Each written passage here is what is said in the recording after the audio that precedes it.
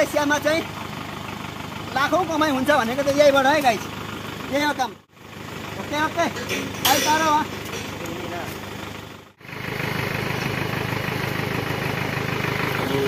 ini